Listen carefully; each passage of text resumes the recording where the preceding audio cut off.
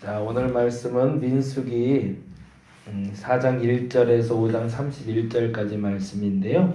그 중에 5장 1절에서 10절까지만 보도록 합니다. 4장 1절에서 4장 49절까지는 이스라엘의 레위 자손이 있는데 레위 자손 중에 세 부분의 세 자손들이 굉장히 중요한 임무를 담당하는 자손이 있어요. 그래서 4장 1절에서 20절까지는 고핫 자손이라고 해서 고핫 자손, 그러니까 성소의 가장 중심부를 차지하고 그리고 증거계를 담당하는 자손, 그리고 게르손 자손하고 성막을 담당하는 자손이 21절에서 28절까지, 그리고 29절에서 49절까지는, 사실은 33절까지는 무라리 자손이라고 해서 역시 성막 법계 외에 성막 외에 나머지 것들을 담당하는 자손. 그래서 고핫, 게르손, 무라리 자손에 대한 임무를 이야기하고 34절부터 49절까지는 그 나머지 일을 감당하는 레위 사람들에 대한 이야기가 적혀 있는 게 4장입니다. 1장부터 4장까지 이야기 좀 이따 다시 한번 드릴게요. 그리고 5장 1절에서 10절 말씀 같이 한 목소리로 읽도록 하겠습니다.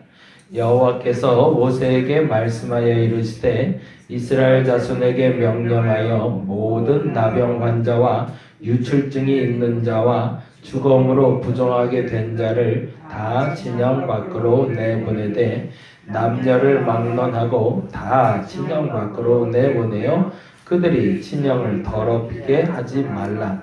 내가 그 진영 가운데라 하심에 이스라엘 자손이 그같이 행하여 그들을 진영 밖으로 내보냈으니 곧 여호와께서 모세에게 이르신 대로 이스라엘 자손이 행하였더라.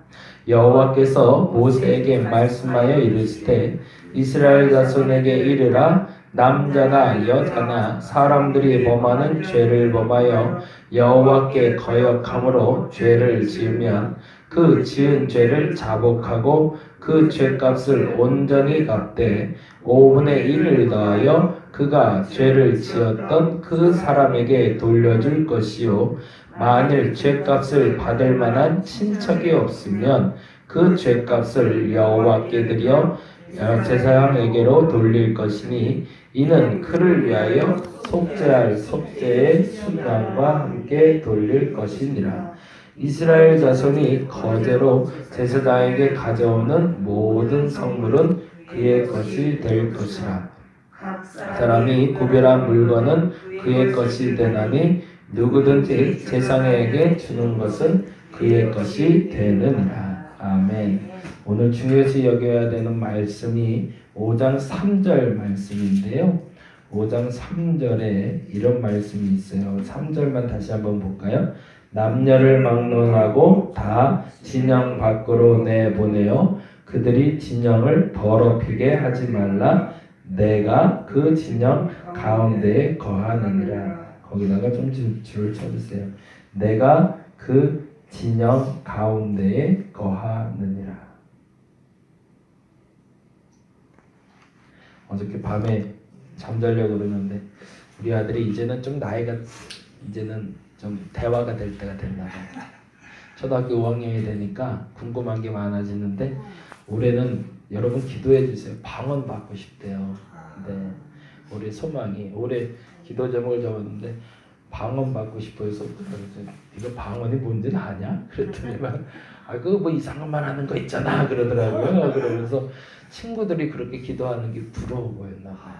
그래서 이번에 그 겨울 성경학교를 보내놨더니 자기도 은혜를 받았대요. 은혜가 뭔데? 그랬더니 눈물이 찔끔 났다는 거예요. 그래서 야 그것도 잘했다 그랬는데 어제 그 얘기를 하더라고요. 근데 아빠 은혜 받는 게 뭐야? 그러더라고요. 이제 궁금해지는 거예요. 은혜 받는 게 뭐야? 얼마나 좋은 건 말이야. 그런 대화를 할 수 있으니까. 그래서 고민하다가 그렇게 얘기해요. 하나님이 너를 만나주는 게 은혜를 받는 거야. 그래서 그게 무슨 말일까? 그러면서 이제 설명을 해보라고 그랬더니 무슨 말인지 좀 이해가 되겠대요. 그러면서 문재인 대통령이 나를 만나주는 거 같겠다 그러더라고요. 그래 그런 거 비슷한 거야. 그러면서 그렇게 설명을 했어요. 그래서 문재인 대통령이 만일에 지나가다가 너를 딱 봤는데 그 많은 사람 중에서 하람아 이러고 불러주면 얼마나 기분 좋겠냐. 그게 은혜 아니겠냐. 그 수많은 사람 중에 네 이름을 기억하고 친근하게 하람아라고 하나님이 널 불러줬다면 그것처럼 큰 은혜가 없는 거다. 그러니까 방언을 받고 물론 은사를 받는 것도 중요하지만 그 어느 순간에 하나님이 너를 바라보시고 친근하게 너의 이름을 불러줄 수 있다면 그게 가장 행복한 거다. 그렇구나 또 그러더라고요. 진짜 알아듣고 하는 소린지 그래서 알았다고 그러더라고요. 여러분이 그 은혜 받으시기 바랍니다. 오늘 민수기에서 강조하고 싶은 게 그거예요. 그 진영 가운데 내가 있다. 내가 너희를 내 백성 삼았다. 내가 너희와 함께 하고 싶다. 이 말을 하고 싶어서 사실은 5장이 시작이 됩니다. 1장부터 4장까지는요. 외적인 정비라면 5장까지 6장은 내적인 정비 이렇게 분리를 좀 해놓으시면 좋을 것 같아요. 이제 레위기는 그 법을 만들어가는 과정을 얘기했다면 민수기 1장부터 4장은 사람들이 살아가면서 정비해야 될 조직을 얘기하는데 1장과 4장은 외부적인 정비 그러니까 각 지파가 몇 명이 있어서 그 중에 군사를 몇 명을 뽑고 그 군사를 뽑은 몇몇 지파는 어디에 머물고 머물 때는 어디에 있다가 갈 때는 어디로 가고 이런 것에 대한 구별이 되어 있는 게 1장부터 4장까지의 이야기입니다. 그래서 인구조사를 해서 레위인들을 정중앙에 성막을 유지할 수 있도록 가운데 모아놓고 나머지 지파를 셋으로 나뉘어서 머물게 하다가 나가게 하는. 근데 궁금해지는 건 진 밖으로 지금 죄인들을 내보내라는 표현을 쓰잖아요. 그럼 진 밖을 어디를 말할까요? 여기는 진행하는 방향의 반대쪽을 얘기합니다.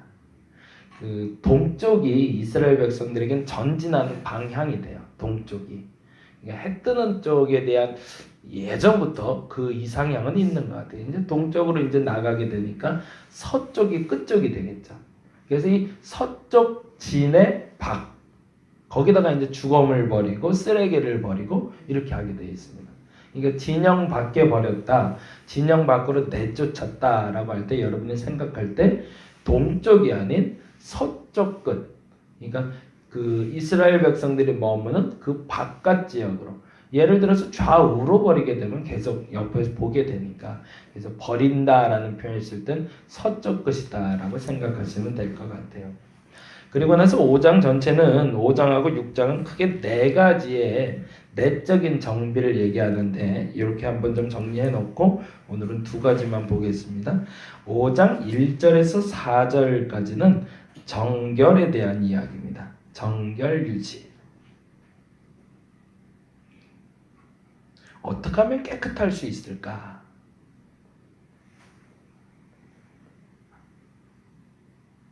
그리고 두 번째 5장 5절에서 31절까지는 갈등 요소,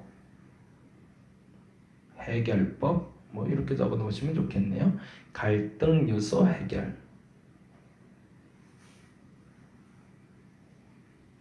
그리고 세 번째로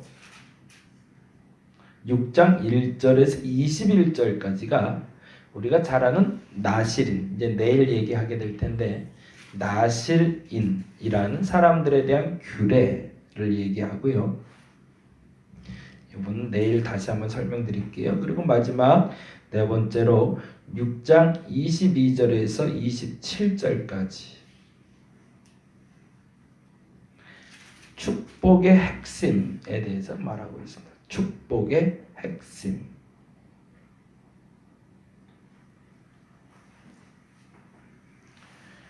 교회 공동체를 유지하기 위한 네 가지이기도 합니다.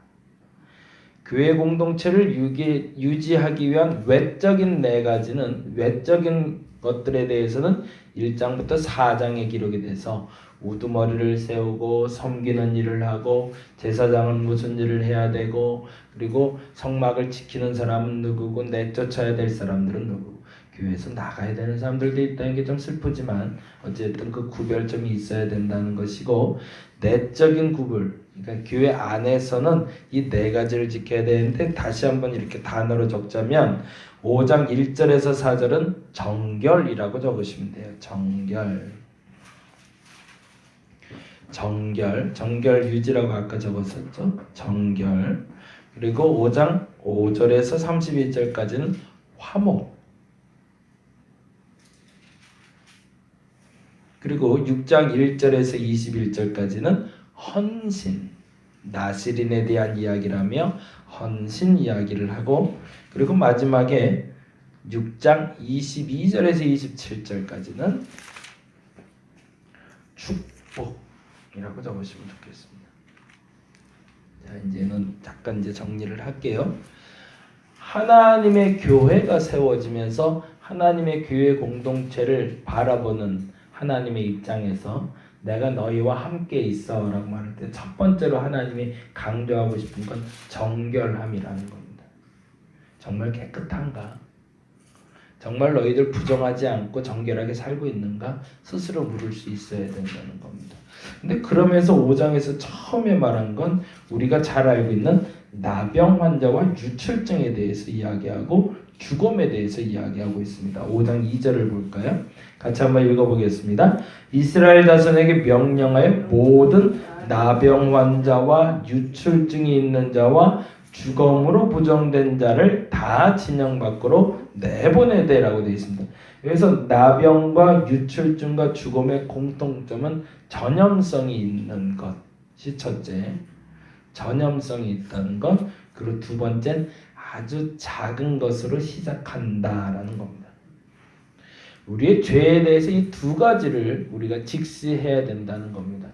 내가 짓고 있는 죄 중에 홀로 품고 있는 죄도 문제지만 공동체를 운영하는 데 있어서 이 두 가지를 주의해야 된다. 첫째는 작은 죄. 내가 알고 있는 이 작은 죄에 대해서 경홀히 여기지 말라는 겁니다. 그리고 이 작은 죄는 어느 순간 전염성이 있어서 퍼질 수 있으니 이 전염성이 생기기 전에 빨리 내쫓아 버려야 된다는 거죠. 죄에 대한 자각이 저와 여러분에게 있기를 간절히 바랍니다. 어저께도 어떻게 하다 보니까 이제 죄에 대한 이야기를 했는데, 이 죄라는 것에 대한 정의는요, 하나님과 멀어지는 걸 말하잖아요. 근데 더 중요한 거는 하나님과 멀어진 걸 죄라고 하지만 죄는 우리가 결코 사라지게 할 수 없다라는 겁니다. 그걸 알아야 예수를 믿어요. 우리는 죄를 스스로 해결할 수 있다고 착각해요. 근데 결코 우리는 어떤 죄도 해결할 수 없습니다. 그래서 하나님은 그 죄에 대한 자각을 얘기하며 정결을 유지하기 위해서 그 죄의 덩어리가 되는 근원을 제거하라고 5장 1절에서 4절에서 이야기하고요. 그리고 나서 죄에 대해서 깨닫게 되면 5절에서 10절에 다음과 같이 이야기하고 있습니다. 6절 한번 볼까요? 6절 말씀 같이 읽겠습니다. 이스라엘 자손에게 이르라. 남자나 여자나 사람들이 범하는 죄를 범하여 여호와께 거역함으로 죄를 지으면, 죄를 깨닫게 된다는 거죠. 죄를 알게 되면 그 다음에 이렇게 하래. 7절 읽어봅니다. 시작. 그 지은 죄를 자복하고, 거기다 동그라미 해주시고, 자복하고. 첫째, 자복하고. 둘째, 그 죄값을 온전히 갚되. 온전히에 동그라미 해주세요. 첫째는 스스로 인정해야 됩니다. 그리스도인들은 마땅히 이래야 된다는 겁니다. 작은 죄라도. 그리고 두 번째, 온전히 갚으라고 되어 있습니다. 근데 성경 원어에는 온전히가 아니라 원상태로 갚되라는 뜻입니다. 100만 원을 죄를 지었으면, 훔쳤으면 100만 원을 그대로 갚아라. 누군가를 때렸으면 네가 맞아라. 이세 얘기거든요, 사실은. 근데 그 다음에 중요해요. 갚되. 그 다음에 어떻게 돼 있죠? 5분의 1을 더하여 그 가 죄를 지었던 그 사람에게 돌려주라고 되어 있습니다. 이건 이제 물질에 대한 배상이기도 하지만 거기에 더불어 5분의 1을 더 배상해 줘야 된다는 겁니다. 죄는 죄를 지은 것으로 끝나는 것이 아니라 그 죄값을 치르는 것은 내가 지은 것 더하기 5분의 1을 더 해야 된다는 거죠. 그런데 그 다음에 아주 재밌어요. 8절 말씀인데요. 같이 한번 읽어봅니다. 만일 죄값을 받을 만한 친척이 없으면, 이게 재밌어요. 죄값을 받을 만한 친척이라고 말이 나가보니까 조금 난해해져 버렸는데 뭐냐면 이 죄를 깨달았어요. 제가 이제 최 권사님께 내가 실수를 했어요. 근데 최 권사님 어머니라고 해야 되겠다. 그래야 이제 실수가 더 없겠다. 네, 최 권사님 어머니께 실수를 했어요. 근데 한 20년이 지나서 갑자기 생각이 났는데 어머니가 돌아가시고 안 계시잖아요. 그럼 어떻게 해요? 무덤에 가서 내가 삭제해야 할 수도 없고, 그러면 그 사죄를 최병주 권사님께 하라는 거예요. 내가 과거에 어머니한테 잘못한 게 있습니다. 용서해달라고. 근데 그 계산의 방법도 어머니에게 100만 원을 훔쳤다면 최 권사에게 100만 원을 갚고 거기에 5분의 1을 더 주라는 얘기입니다. 근데 문제는 뭐냐면 그 받을 친척이 아무도 없을 때는 어떻게 하냐는 거죠. 그거 죄 해방이라고 착각하지 말라는 거예요.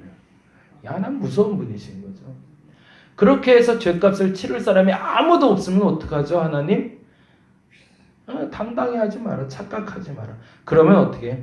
제사장에게 갖고 오래요.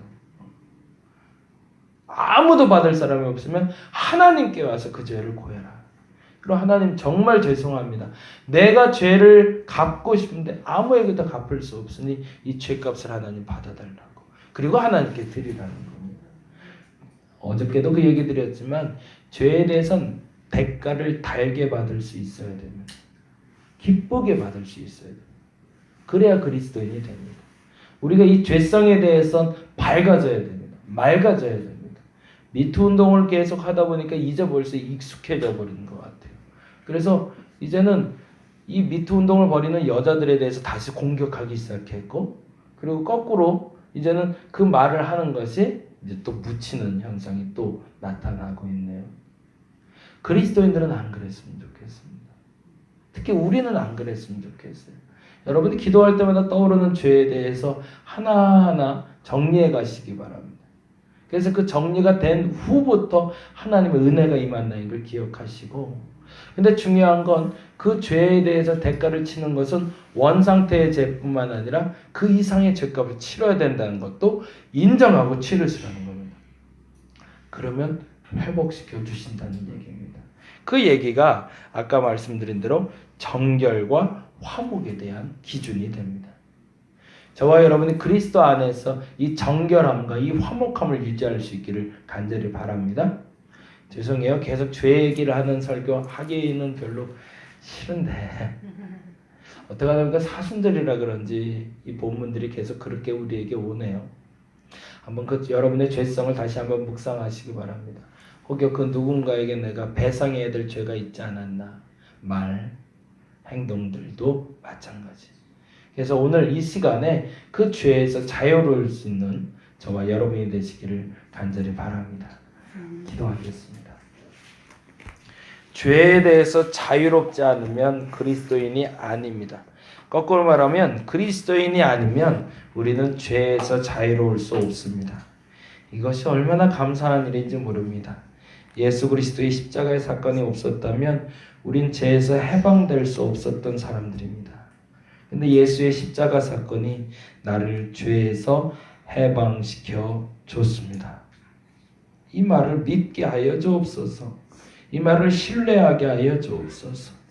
우리 안에 죄가 있는데 어떻게 하나님을 온전히 믿을 수 있겠습니까? 우리 안에 죄가 모두 다 밝게 드러나게 하시고 내 작은 죄가 전염될 수 있음을 알고 오늘도 회개하여 하나님 앞에 정결을 유지하게 하시고 오늘도 회개하여 나의 남편, 나의 아내, 나의 아들, 그리고 나의 이웃들과 화목하게 하여 주시옵소서. 감사합니다. 고마우신 예수님 이름으로 기도드렸습니다. 다 같이 기도하고 돌아가도록 하겠습니다. 죄의 문제를 해결해야 됩니다. 죄의 문제를 해결하게